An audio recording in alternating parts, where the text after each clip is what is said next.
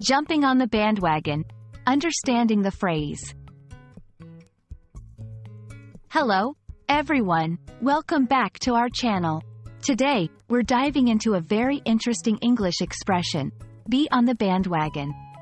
This phrase is widely used in English to describe a particular social behavior. Stick around as we unpack its meaning, origin, and how you can use it in your everyday conversations. Let's get started.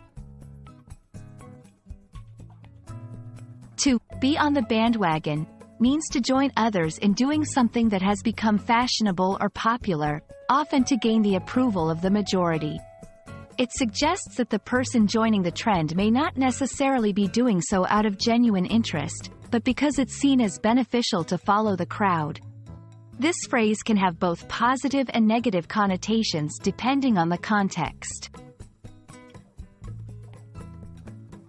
The term bandwagon originally referred to a wagon that carried a band during a circus parade.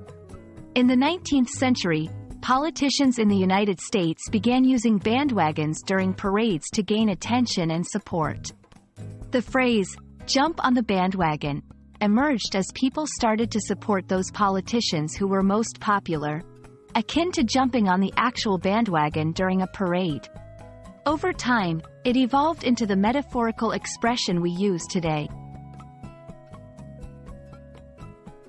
1. Observing trends.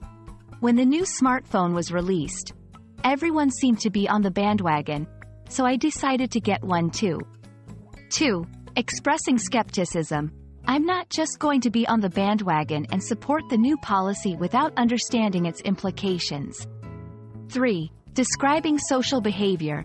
As soon as the celebrity endorsed the product, it seemed like the whole world was on the bandwagon.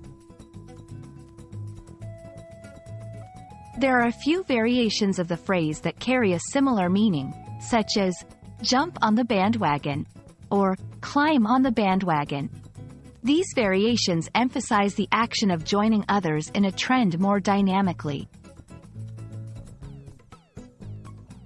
Understanding phrases like, be on the bandwagon, can add nuance to your English conversations and help you better express observations about social trends and behaviors.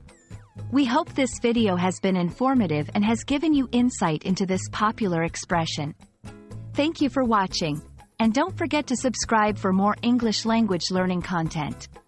See you in the next video.